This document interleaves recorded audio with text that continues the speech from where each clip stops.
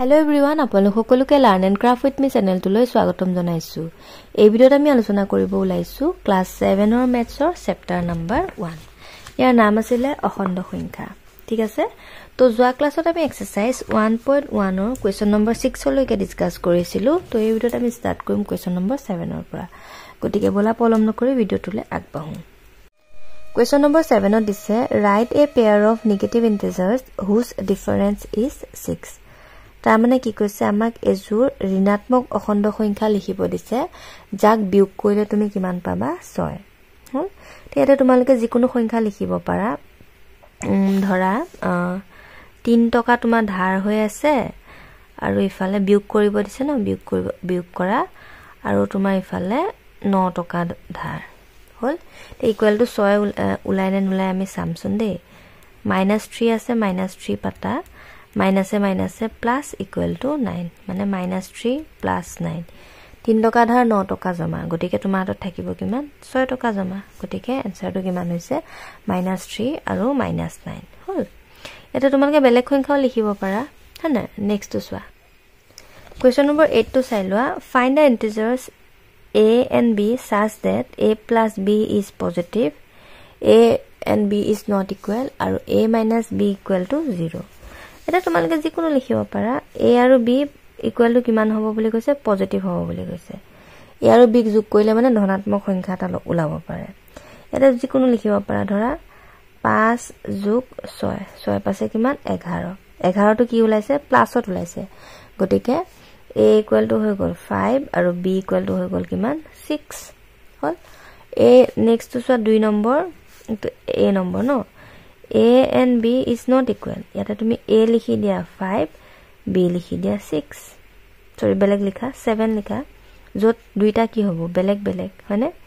একে হলে তুমি ইকুৱেল লিখিব পাৰিবা। যেটো বেলেগ বেলেগ হেকানে not equal লিখিলো। নেক্সট তোমাৰ দিলে A - B equal to 0. তাৰ মানে ধৰা A equal to আমি 5 যদি ধৰো B equal to যদি 5 বুলি ধৰো তেতিয়া equal to কিমান আহিব 0 আহিব। মানে 5 minus 5 equal to কিমান হ'ব 0 বুজি পালানে গতিকে a equal to 5 b equal to 5 তে এটা তোমালকে বেলেগ সংখ্যাও লব পাৰা হয়না এটা নেক্সট সোৱা কোৱেশ্চন নম্বৰ 9 এটা সোৱা কোৱেশ্চন নম্বৰ 9 ত তোমাৰ কি কৈছে fill in the blanks আৰু এটা 1 টো সোৱা -15 plus -4 is equal to -4 তে দুইটা সাইড সমান কৰিব লাগে মানে এটা সমান কৰিব কাৰণে সোৱা 15 টো তোমাৰ কি হৈ আছে মাইনাস হৈ আছে গতে ইয়াত কিমান আহিব -15 হল ইয়াতো দুইটা সেট সমান কৰিব লাগে -7 + 8 টো আছে -7 + 8 আৰু থাকিলে কিমান এটো 5 গতিকে ইয়াতে তুমি কিমান বহাই দিয়া 5 বহাই দিয়া তেতিয়া দুইটা সেট কি হৈ যাব একে হৈ যাব হল 3 নম্বৰটো ছ 3 নম্বৰটো তোমালোকৰ দিছে -23 plus dash equal to -23 হল তেটো মুখতে ওলাই আছে মানে -23 লগত কি যোগ কৰিলে তুমি আকৌ -23 পাবা এটা 0 আহিব -20 লগত 0 যদি যোগ কৰা তুমি আকৌ হেটোৱে পাবা একেদৰে ইয়াতো কিমান ওলালে 0 ওলালে বুজি পালানে 4 টো চাইলো -19 plus dash equal to -27 এটা এটো বস্তু বুজিলোৱা ইয়াত মানে কি হৈছে তোমাৰ 19 টকা এটা ধাৰ হৈ আছে হল ইয়াত তুমি কি মানে যোগ কৰিলে আকৌ তোমাৰ -27 টকাই থাকিব হল এটা সোৱা 19 লগত কিমান যোগ কৰিলে 27 পোৱা 8 হল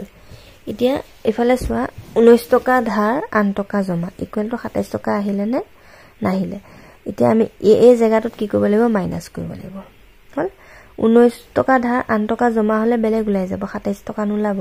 গতিকে এটো আমি যদি মাইনাস কৰি দিও তেতিয়া হলে কিমান আহিব চোৱাচোন 19 টকা তোমাৰ ধাৰ হৈ আছে প্লাসে মাইনাসে -8 ইকুৱেল টু -27 তেছা 19 টকা ধাৰ 8 টকা ধাৰ টোটাল ধাৰ -27 আৰু ইফালে আহি গল -27 বুজি পালা তাৰ মানে কি হ'ব 8 ৰ আগত তুমি কি চিন দিব লাগিব মাইনাস চিন এডাল দিব লাগিব হল নেক্সট 5 নম্বৰটো চাই লোৱা কোৱেশ্চন নম্বৰ 5 ত দিছে x + 12 ইকুৱেল টু যদি 0 হয় দেন x ইকুৱেল টু কিমান হল এটা সোৱা x plus 12 equal to 0 এটাকে x equal to 12 টো তোমাৰ কি হৈ আছে যোগ হৈ আছে তাক যদি সমাজনৰ ইফালে লৈ যোৱা যোগটো কি হৈ যাব বিয়োগ হৈ যাব গতিকে আনসাৰটো কিমান আহিলে x equal to -12 ঠিক আছে এটোই হৈ গল ইয়াৰ answer Question number 10 to Sailwa. A man moved 14 kilometers towards east from the position A. But another man moved 6 kilometers towards west from the position A. What is the distance between them? Question কি কৈছে প্ৰথমতে বুজিলা এজন মানুহ আছিল সেই মানুহজনে ইষ্টৰ ফালে কিমান কিলোমিটাৰ গৈছে 14 কিলোমিটাৰ আৰু তোমাৰ ওয়েষ্টৰ ফালে কিমান কিলোমিটাৰ গৈছে 6 কিলোমিটাৰ গৈছে এটা ইহঁতৰ মাজৰ টোটাল ডিসটেন্সটো উলিয়াব লাগে বস্তুটো বুজিলা কি কৈছে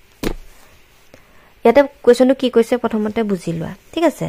ইয়াতে ক'লে যে a man move 14 kilometre towards east from the position এ মানে এটা পজিশন আছে পজিশনটো এ বুলি কৈছে এ পজিশনটোৰ পৰা এজন মানুহে তোমাৰ কিমান কিলোমিটাৰ গৈছে 14 কিলোমিটাৰ টুৱাৰ্ডছ ইষ্টৰ ফালে মানে পূবৰ ফালে তেওঁ কিমান গলে 14 kilometre hall but another man moved 6 kilometers towards west from the position A ঠিক আছে ইয়াতে এজন মানুহ আছে আৰু এজন মানুহ আহিলে সেই মানুহজনে সেই A পজিশনটোৰ ফালে A পজিশনটোৰ পৰা ওয়েষ্টৰ পিনে গৈছে আৰু তেওঁ গৈছে কিমান 6 কিলোমিটাৰ হল ইয়াতে এজন মানুহ আছে দুজন মানুহ আছে ঠিক আছে তা এজন মানুহে এৰ পৰা তোমাৰ 14 কিলোমিটাৰ গৈছে আন এজন মানুহে এৰ পৰা 6 কিলোমিটাৰ গৈছে এটা মুঠতে তেওঁলোকে কিমান গৈছে উলিয়াব দিছে বুজি পালানে মুঠতে কিমান ডিসটেন্স তেওঁ কমা হে দুইজন মানুহে মুঠতে কিমান ডিসটেন্স কভাৰ কৰিছে উলিয়াব দিছে হল এটা লিখিবা from the position to কি বুলি দিছিলে A no from the position A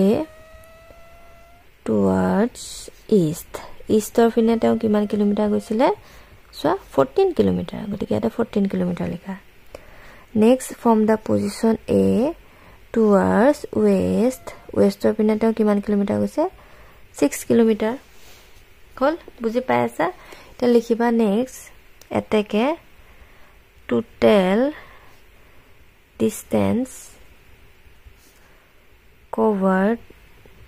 by them এটা দুইজনে মুঠতে কিমান ডিসটেন্স কভাৰ কৰিছে কি কৰিব লাগিব দুইটা যোগ কৰি দিব লাগিব হয় না এজনে গল 14 কিলোমিটাৰ এজনে গল 6 কিলোমিটাৰ এটা মুঠতে কিমান গল উলিয়াব দিছে হয় এটা কি কৰি দিব লাগিব যোগ কৰি দিব লাগিব কিমান হ'ব 20 হয়নে 20 কিলোমিটাৰ গল ইয়াৰ আনসাৰ ঠিক আছে Question number 11 to Sailwa. Yate dise je a man has a deposit of ₹35 and another man has debit of ₹40. Mane ejon manuhor deposit mane ki joma ase 35 toka aru an ejonor dhar ase 40 toka. How much rich is first man compared to the second man? Te prothom manujon ejonotke kiman dhoni uliya borise kiman rich uliya borise. Hol দুজন মানুহৰ কথা কৈ আছে এজনৰ তোমাৰ জমা আছে 35 টকা আৰু আনজনৰ ধাৰ আছে 40 টকা প্ৰথমজন তেওঁতকে কিমান ধনী উলিয়াব দিছে হল কি কৰি দিব লাগিব দুইটা যোগ কৰি দিলে হল হয় না যোগ কৰি দিলে যিমান পায় হিমান টকাই তেওঁ প্ৰথম মানুহজন হিমান টকা ধনী হ'ব হয়নে এটা লিখা এটা চোৱা প্ৰথম মানুহজনৰ হাতত জমা আছিল কিমান টকা 35 টকা Second মানুহজনৰ ধাৰ আছিল কিমান 40 টকা হল তে লিখিছো যে the richness of the first man towards the second man মানে প্ৰথম মানুহজন সেকেন্ড জনতকৈ কিমান ধনী কি কৰিব লাগিব 35 যোগ 40 কৰি দিয়া ইকুৱেল কিমান আহিব 75 মানে প্ৰথম মানুহজন সেকেন্ড মানুহজনতকৈ 75 টকা ধনী ঠিক আছে আজিলৈ মানে আছিল ভিডিওটো চোৱাৰ বহুত বহুত ধন্যবাদ নেক্সট ক্লাছত আমি কোৱেশ্চন নম্বৰ 12 ৰ পৰা ডিসকাস কৰিম and thank you for watching and study well